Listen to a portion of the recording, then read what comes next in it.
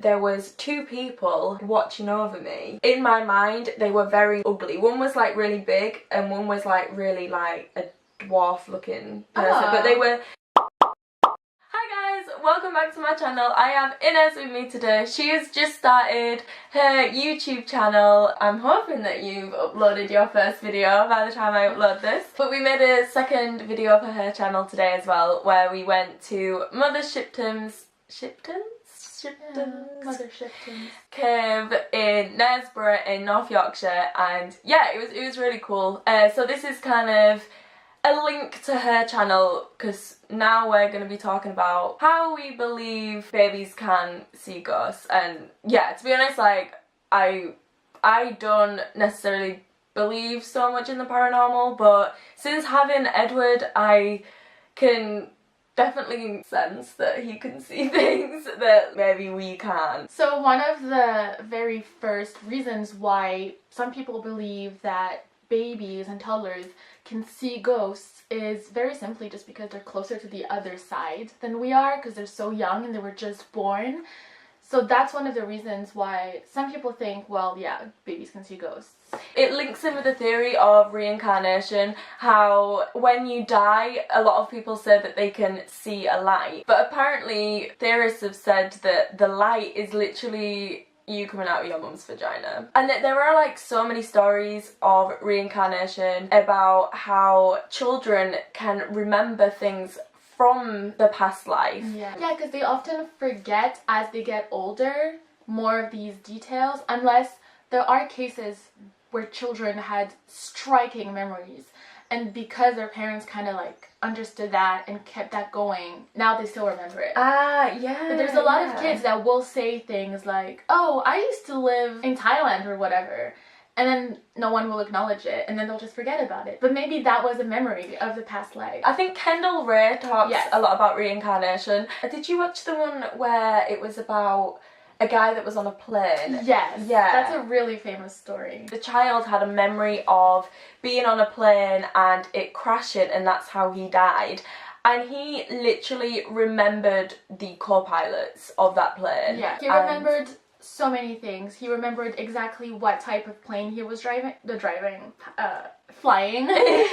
So, but bear in mind that this is like a 2-year-old saying, this is what I was flying, and it was like a very technical warplane, like no one else would know unless you were in the army at the time. Yeah. He remembered all his siblings' names, he remembered his co-pilot's name. I think the parents were really against it, because I think they were very Christian parents. Yes. So they tried to bunk it off completely. As the child got older, he would remember more things. That actually is what brought the media attention. Yeah. And I think because the parents have put like the media into this and made it like an actual highlighted event for this child, that's how it kind of stays with you. It's kind of like if your parents talk about a holiday enough, you can kind of remember it, even though you can't really remember it.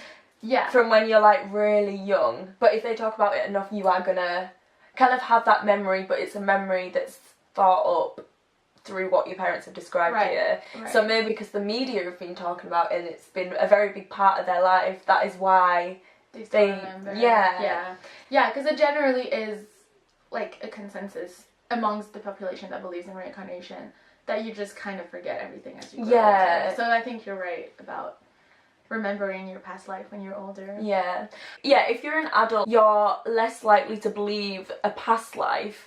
So as an adult as well, you're less likely to believe in ghosts because of like how society say that it isn't, like it's not a true thing. But I actually believe, and I know some people believe the same thing, that everyone when they're born is like capable of seeing spirits, ghosts, entities, whatever you want to call them. And like you said, like as you grow older, you get influenced by things. So someone who's influenced by parents who believe in the paranormal are more likely to be more open to it, more open to communication with the other side. Yeah. So they'll see more things and they'll hear more things, and then people who are very skeptical will definitely like close themselves up and have a tendency to like not see things around. A lot of YouTubers that talk about like paranormal experiences, they often say that they are, by talking about it openly to a camera in a room and where spirits could possibly be, that's opening up their mind to it, and that because they're talking about it, they have more things that happen to them. I think that happened to me actually. I think there might be a ghost in my attic. Not my attic, my house, but just the noises came from my attic, and like my light was like turning on and off.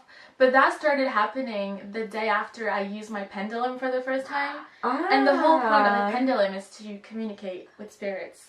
So maybe I opened it up somehow and like someone's in there. You should definitely follow Ines on Instagram because her stories, oh my god, they are like so creepy. Yes. I need to turn them into YouTube story times, but for now they are on Instagram sometimes. So I think I agree with that. Like when you talk about it, when you think about it, when you're making yourself more open about it. I think there's so many cases of children talking to spirits, seeing spirits, reacting to spirits. Like you'll see videos of children looking at a corner in the room and then start crying or start laughing or say grandma, and grandma's actually dead, you know? I think that like ghosts and things link in with how children, like the majority of children I would say, have imaginary friends. Yeah. I definitely had some. Yeah, so did I. And it's kind of like a peace of mind for a child to have an imaginary friend. But some children will say, my imaginary friend is right here. He's wearing this, this, and this. Sometimes they describe, like a 2-year-old will describe period clothing. Like they'll say, oh, this little girl's wearing a bonnet and like Puritan clothes. And then you're like, how do you know that? I'll tell you about my experience with an imaginary friend. Ooh, tell me. I would find it really hard to go to sleep. And what I used to think of is that there was 2 people watching over me. In my mind, they were very ugly. One was like really big and one was like really like a dwarf looking person, but they were like, in my mind I would like create a story, and that by thinking of a story that would like send me asleep. They would be talking, and then as they're talking, that's when I would move. One of them would say to the other, oh, she just moved. Oh my and then they would have like an argument. No, I don't think she did. And then they would be like, oh, but she's in a different position now. But that would like kind of help me like not fidget, because I fidget a lot in my sleep. So that would help me just stay still and relax. But sometimes like I do think about that, but it doesn't get me to sleep as easily as it used to when I was younger. I need to stop moving so they shut up and can go to sleep. Yeah. Terrifying. I know, I really hope they like don't kill me now. No, they would have killed you before if they wanted to. Yeah, but I've never talked about it before.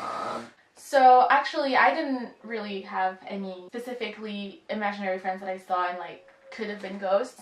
But recently actually I went to visit my family, and my aunt told me that my little cousin, well, he's not so little anymore, I think he's like 12, but when he was younger he used to see little ghosts, like kids, children ghosts. And he would like talk to her, and then he would say, there's a little boy over there.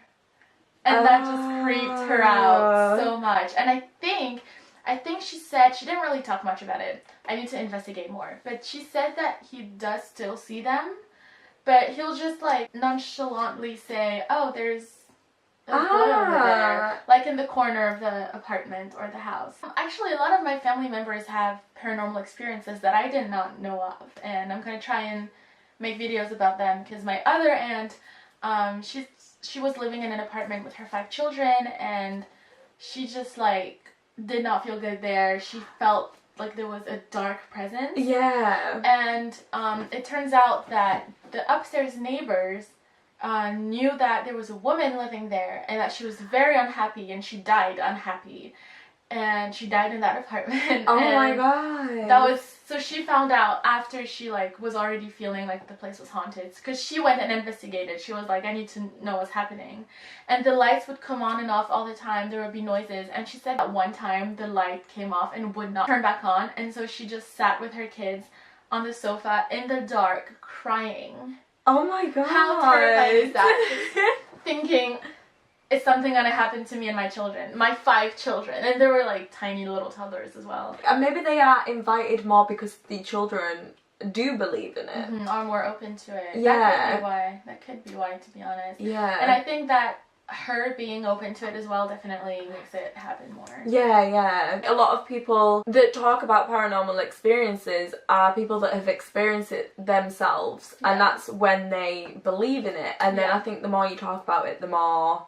Yeah, so I don't know what I'm gonna be like with Edward, whether... I don't know if I would talk to Edward to keep that as a memory. I don't know, because I've personally, apart from like my imaginary friends, I've never really properly experienced anything, I don't think. Yeah, I don't know if I want to keep it as a memory for Edward to then kind of open up to more things.